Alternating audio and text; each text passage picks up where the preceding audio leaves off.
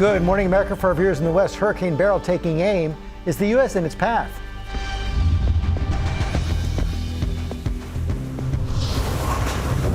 Hurricane Beryl takes aim at Jamaica this morning, packing winds up to 145 miles an hour, 9-foot storm surges. There goes another roof. After crushing the Caribbean, killing at least 6 people, the stunning drone video showing neighborhoods flattened. We're live from Jamaica. Now, where the storm is going next, could it target Texas? Plus the extreme heat from coast to coast and wildfires exploding overnight in the West. President Biden defiant as pressure mounts on his campaign. This morning, what he's now saying about his performance at the debate, as the first Democratic member of Congress calls on him to step aside. What's happening behind closed doors?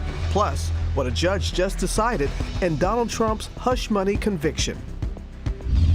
New details about the terrifying turbulence that injured dozens. This mom telling GMA about the moment her 2-year-old was thrown into the ceiling. Someone told me, "Are you looking for a baby?" And I said, "Yes." As airports brace for a record number of travelers this holiday, what to expect, plus the best and worst times to drive. Desperate plea. The mother of the Chicago woman who went missing in the Bahamas on a yoga retreat talking to GMA overnight. We miss you. We need you home, and we're doing everything we can. Why she called her visit to the island deeply unsettling. Dozens of America's biggest beaches from coast to coast now closed this holiday. Where they are, what's in the water that has officials so concerned? Holiday shopping game plan, where to find the biggest July 4th deals right now, and what experts say you should wait to buy. Hey now, you're an all-star. And hey now, she's an all-star. I'm just so happy. I know the work I put in. Angel Reese, now one of the WNBA's newest all-stars, and so is Caitlin Clark. Plus, like father, like son, Bronny James, officially a Los Angeles Laker. What he's saying as he and Dad LeBron get set to make history on the hardwood. Live in Times Square, this is Good Morning America. Hey now, Good Morning America. Lots of basketball news, so much excitement for those WNBA players. Lara will have much more on that ahead. Yeah, a lot of fun ahead, but also it's a very busy morning here because especially if you're one of the millions hitting the road for the holiday weekend, we're going to tell you what you need to know before you leave home. Starting the latest on that storm, Hurricane Beryl, bearing down on Jamaica this morning. It's back down to a Category 4 storm, still extremely dangerous as it churns in the Caribbean. Take a look at these images right now. Hurricane hunters flying into the eye of the storm. Faith Abube is there in Jamaica for us, where they are bracing for Beryl's arrival. And the Prime Minister, we understand, has already declared a state of disaster. Good morning to you, Faith. Yeah, good morning to you, Robin. That disaster declaration ahead of the storm is just a sign of how dire government officials believe the impact of Hurricane Beryl could be. People here are in a state of high alert. Yesterday, the gas stations, grocery stores were packed with people getting supplies. And now it's just a matter of waiting and hoping for the best. This morning, a ferocious and deadly Hurricane Beryl heading straight for Jamaica, bringing potentially life-threatening flash floods and storm surge up to 9 feet. Already decimating several Caribbean islands since making its first landfall Monday. There goes another roof. New images capturing Beryl's wrath as it roared ashore onto the island of Carriacou in Grenada as a Category 4 hurricane. Stunning drone video showing the devastation, neighborhoods flattened, nearly every home and business torn apart. Authorities saying at least 6 people killed. Satellite images capturing the before and after of the historic storm, at one point intensified to a Category 5. And surge barreling through parts of St. Lucia, sending residents running. St. Vincent and the Grenadines hit hard too. This is actually the strongest storm that we've had come through St. Vincent in my lifetime. This is all that's left of Tammy Duncan's home. Yep, I'm homeless. Now, as Beryl takes aim at Jamaica, forecasters warning the island could take an even more devastating hit. Locals lining up to stock up on supplies, and some Americans heading home early, desperate to leave before Beryl's arrival. Much of our heart's still gonna be back here in Jamaica. Yeah, you're getting emotional. Yeah. We love this place. We love this place, and We love the people here, and we have a special family here that serves, and I hate to leave them.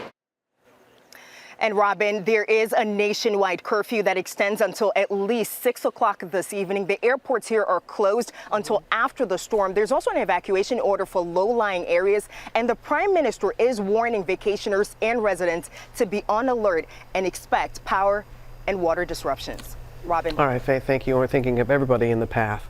Let's bring in Ginger with the track and timing of the hurricane and its possible threat to the U.S. mainland. Yes, we've got it all in this forecast. Robin, good morning, everyone. You know, Beryl is less than 200 miles now from Jamaica, and it's moving at 20 miles per hour, west-northwest, so it's going straight toward them. They will see the dirty side of the storm, if not the eye wall, by this afternoon. The Cayman Islands are on hurricane warning. Cancun, Tulum, down to Belize, who's in a tropical storm watch, has to look out for Friday. Then it goes back into the bay, and here's what we're seeing. That high-pressure system that has been keeping it south and keeping us safe is receding. It is moving east, and that is allowing for more and more action towards South Texas. That would be by Sunday into Monday. So we're watching that. And even if it stays in Mexico for another landfall, we would see coastal flooding in parts of Southeast Texas and some heavy rains. I want to also mention 13,000 people have been forced to evacuate in Northern California thanks to the Thompson fire, now more than 3,000 acres, as they set up for one of the longest heat domes and heat ridges that we've seen in about 18 years. So we're seeing excessive heat warnings all the way from Washington state down into Arizona. Guys, this is a big one, and it's going to last a long time. We've seen hotter before, but not for this long. It's since 18 years ago. Okay, Ginger, thanks very much. We're going to get the latest now on President Biden's bid to keep his candidacy alive after last week's debate. The Biden team pushing forward as some Democrats call on the president to step aside. Rachel Scott is tracking the race from Washington. Good morning, Rachel. Hey, George, good morning to you. In the last 24 hours alone, one Democrat has called on the president to step aside. Two others are openly saying that he cannot win the election this November. And even some of Biden's closest allies say questions about his age and mental fitness are legitimate. This morning, as Democrats question whether President Biden should move forward with his campaign, the president is trying to explain what exactly happened on that debate stage. At a fundraiser in Virginia, the president saying he wasn't very smart for traveling internationally ahead of the debate, telling donors he, quote, almost fell asleep on stage. Some in the room laughing. The president adding, it's not an excuse, but an explanation. The president traveled to Europe twice in June, but he returned back to the United States 12 days before the debate. And sources say during his debate prep at Camp David, advisors blocked out time in the schedule for rest. For days, the White House has blamed a cold, not the president's travel schedule, insisting it was just one bad night. But some Democrats aren't buying it. It's really not just a bad night. It is a situation that has to be addressed. Now the first Democratic member of Congress, Lloyd Doggett of Texas, coming forward to say the president should step aside. I salute President Biden. I just feel that it's time for him to step aside if we are to be able to protect what he allowed us to gain in 2020, which was a victory for democracy. But he delivered us from Trump then. He could be delivering us to Trump this year. Sources tell ABC News a second lawmaker, Senator Joe Manchin of West Virginia, was planning to urge Biden to withdraw. But senior Democrats talked him out of it. Even some of Biden's closest allies, like former House Speaker Nancy Pelosi, calling the questions about the president's mental fitness legitimate. I think it's a legitimate question to say, is this an episode or is this a condition? So we asked the White House. Pelosi said it's a legitimate question to ask if this is an episode or is this a condition.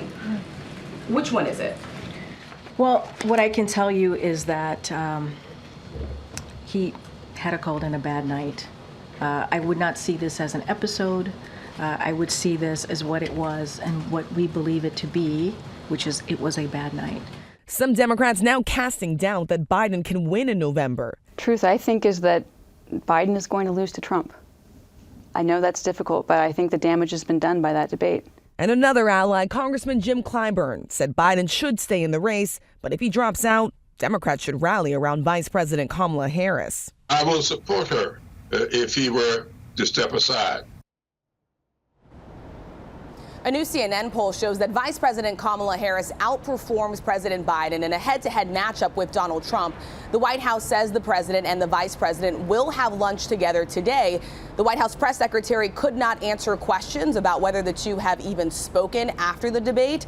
Also today, the president is expected to meet with Democratic governors. It comes as some have raised concerns about the president's debate performance and also the path forward. Robin. Appreciate your reporting there, Rachel. Thank you very much. And George, we know that you're going to be talking to the president later this week. Yeah, the White House reached out yesterday, Robin. I'm going to head to Wisconsin probably on Friday, still working out the details. Of course, this will be the first broadcast interview since the debate. So many questions for the president you see coming in from his allies. So we're going to talk to him on Friday in Wisconsin, and then we'll play clips across all ABC platforms on Friday, extended interview Sunday on This Week. Many are very anxious to hear what he has to say. No question about that. All right, George, thank you.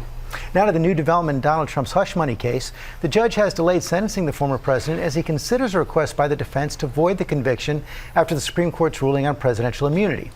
Aaron Katursky here with the latest. Good morning, Aaron. And good morning to you. George Trump was supposed to be sentenced next week after he was convicted here in New York of falsifying business records. The judge has now pushed that until September 18th so he can consider whether the Supreme Court's ruling on presidential immunity has any bearing on the case.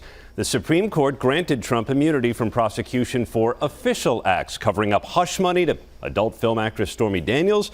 Hardly sounds like an official act. But Trump's lawyers said the verdict should be thrown out, arguing the Supreme Court's opinion means some evidence should never have been put before the jury. And they said that includes the testimony of former White House Communications Director Hope Hicks and several of Trump's tweets after the court limited the kinds of evidence that can be used at a trial of a president. A prosecutor said, although we believe defendants' arguments to be without merit, we do not oppose this request to delay sentencing.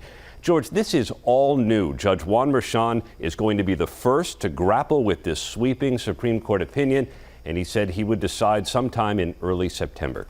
George. Okay, Aaron, thanks very much. Let's go to Gio. All right, George, now to the massive travel rush expected this holiday. AAA is expecting nearly 6 million people to fly this week as we learn more about that terrifying turbulence incident. And we're hearing from one of the passengers on board. Trevor Alt has the story now. Good morning, Trevor. A scary situation for that mom.